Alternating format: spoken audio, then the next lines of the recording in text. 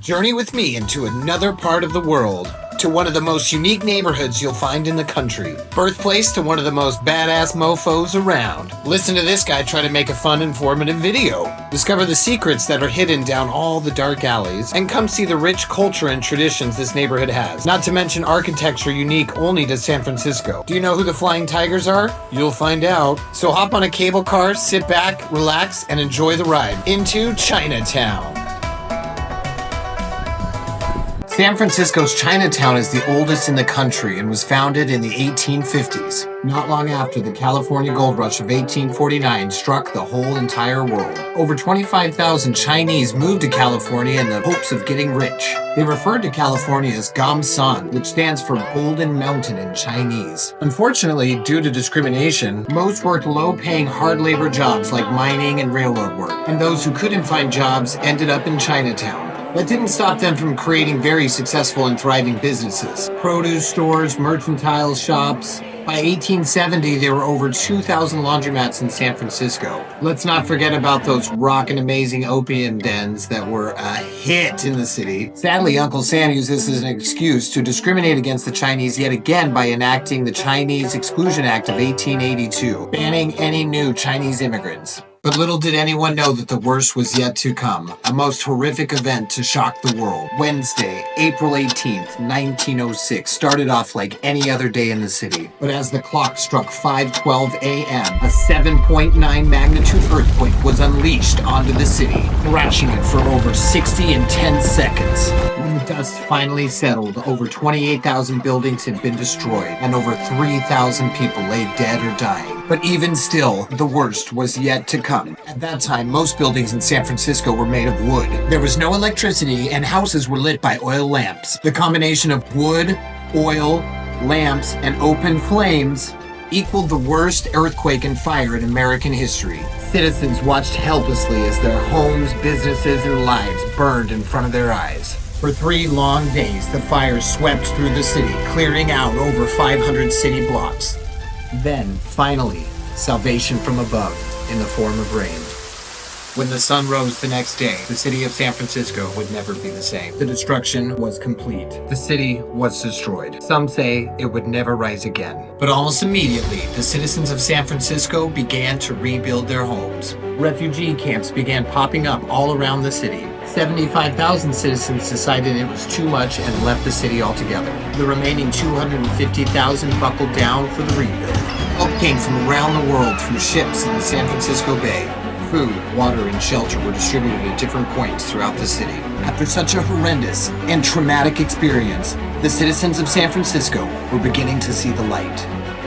Homes and businesses began erecting around the city. It took 2 years of hard work to rebuild the city and $100 million in 1906, which is equivalent to $2.3 billion today. This rapid rebuild and regrowth sparked a new symbol for the city. The city flag of San Francisco was created not long after the fire, showing a phoenix rising out of the fire that was San Francisco, with the badass phrase at the base, "Gold in peace and iron in war."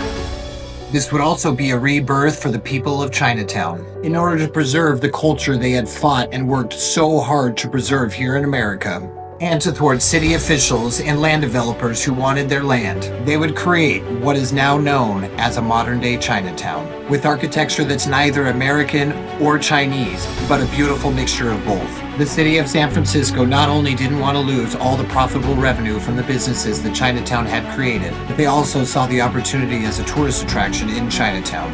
And so it was. The first modern-day Chinatown was to be built in San Francisco. Now that we know the rich past of Chinatown, let's go see what they've been up to since then.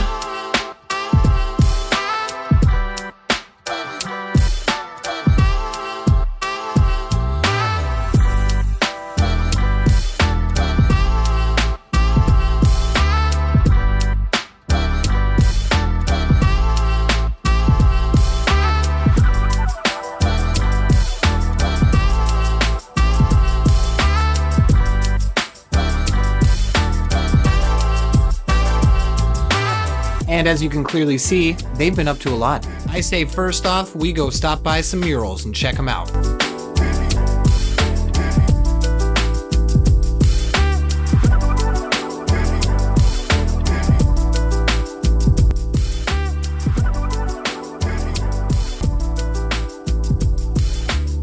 Chinese culture, dragons and lions aren't just mythical creatures, they're motherfucking bosses. Lion dogs are guardians of sacred spaces, while dragons, with their serpentine grace and magical prowess, are considered the ultimate symbol of power and good fortune. Just like jolly old Buddha over here.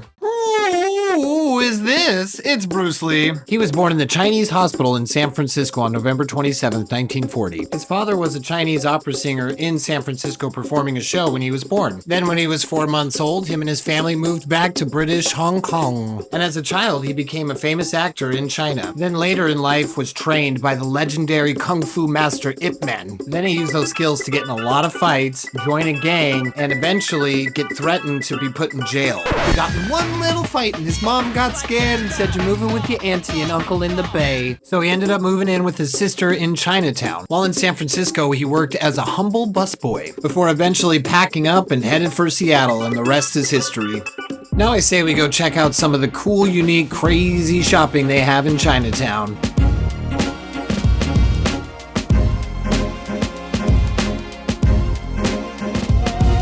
What I love about all the sidewalk shopping in Chinatown is that everything's just out for grabs. This community is so strong, there's no thefts, everyone watches out for each other, and it's really cool to be around. But if for whatever reason you're a little bit curious, fuck around in Chinatown and find out.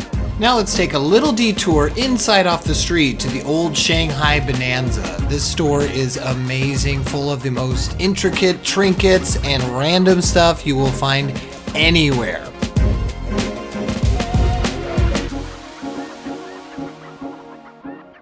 You've got lion heads? I've got 20. But who cares? No big deal. I want more.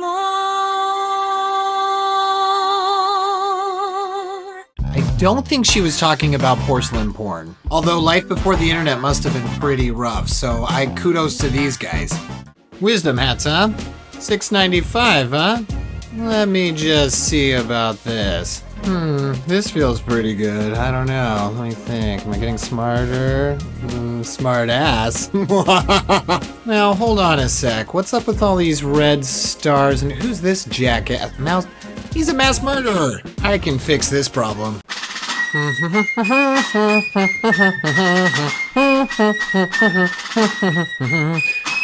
Fuck. There we go. That's so much better.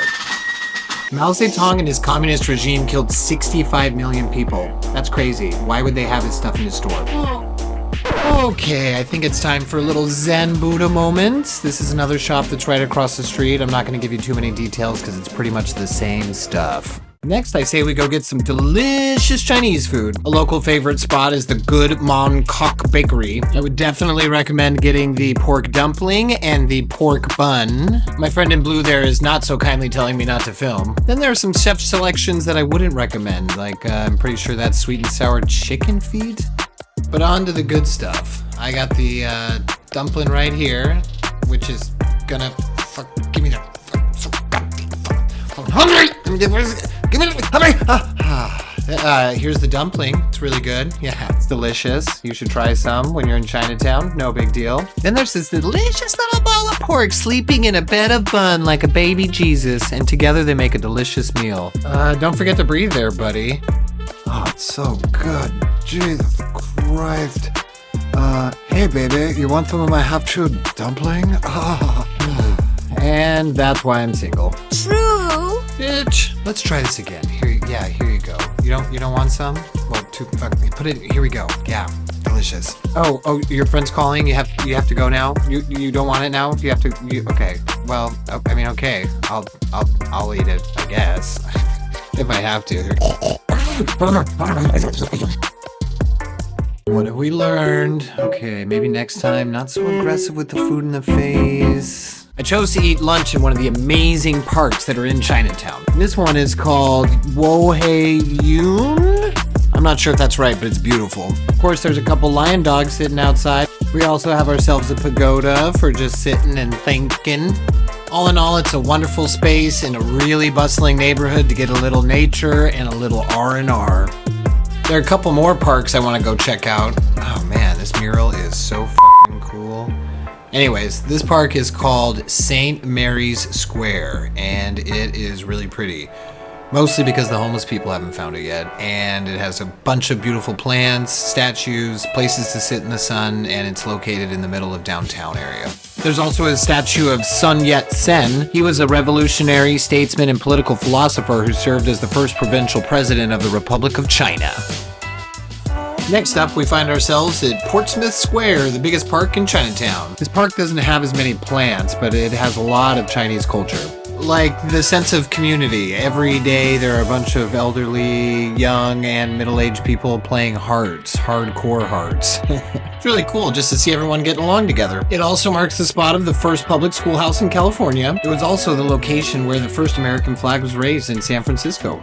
Next, I say we go see the Fortune Cookie Factory by way of Chinatown's more than 41 alleys.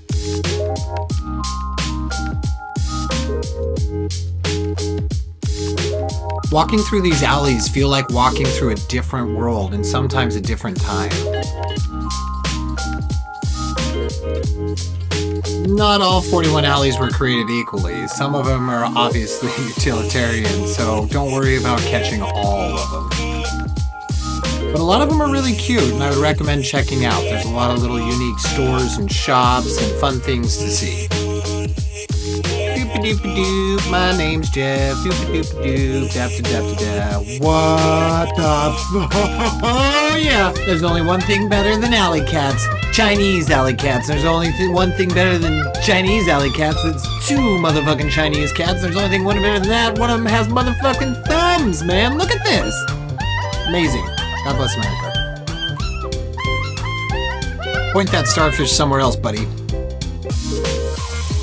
I wish I spoke Chinese so I knew what all these cool stores were saying, but this is the last alley we're going to be going down. This guy's definitely Eastern European. And we have arrived at the location where fortune cookies were born. Drawing a crowd since 1962, the Golden Gate Fortune Cookie Company was the first to create this delicious treat.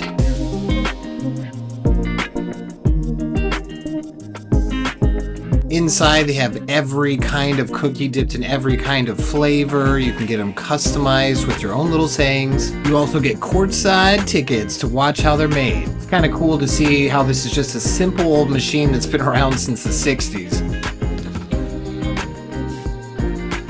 All right, let's get out of here. So there's a bunch of cool architecture we haven't yet seen, and we're going to check it out on the way to our next and final stop.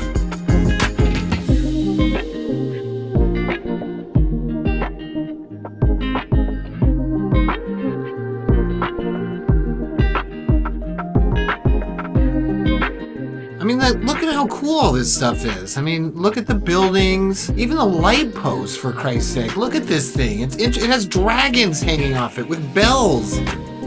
Wow, look at that old temple. That's amazing. Oh, wait, no, that's a city bank. This building's known as the Red Sanctuary. Psych, it's a bank. Bank. Mormons. I mean, all the buildings are cool. This is the Central Chinese High School, way cooler than my high school. The last cool kind of architecture is the Dragon Gate that's at the entrance of Chinatown from downtown.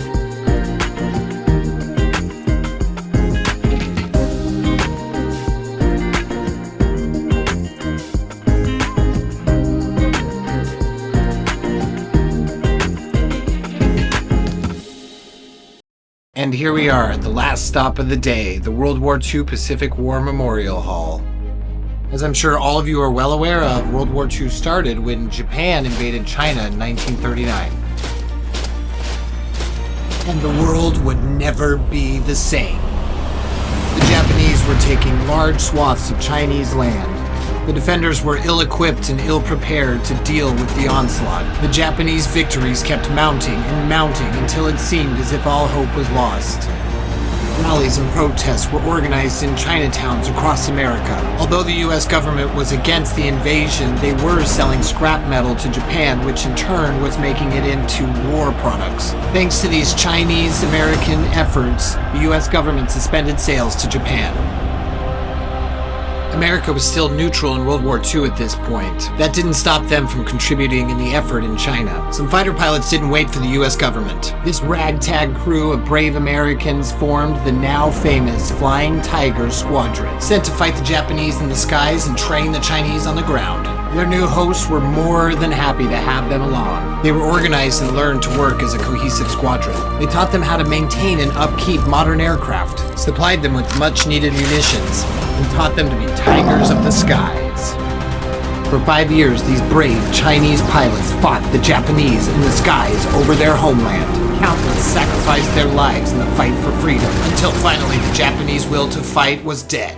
The empire that once threatened to take over the world was now in shambles. The people of Chinatown and the world rejoiced and breathed a sigh of relief.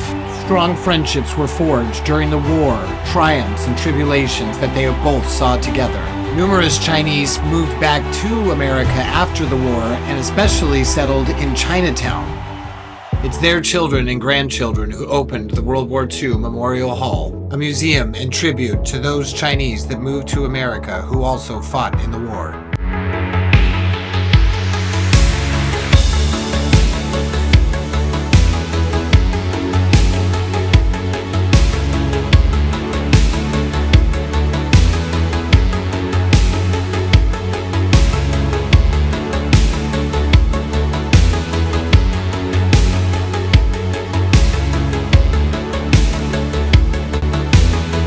This place is so cool. It's full of a bunch of models of different kinds of planes and ships. The walls are lined with information about the Chinese struggle against the Japanese during the World War. Oh, I can never say no to a good time.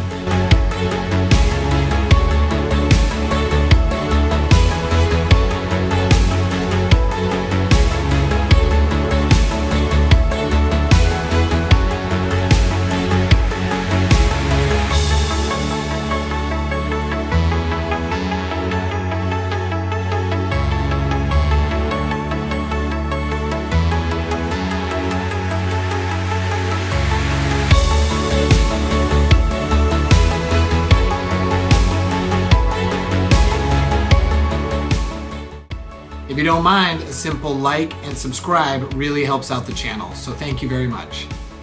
谢谢大家的收看，留下来请订阅更多精彩的节目。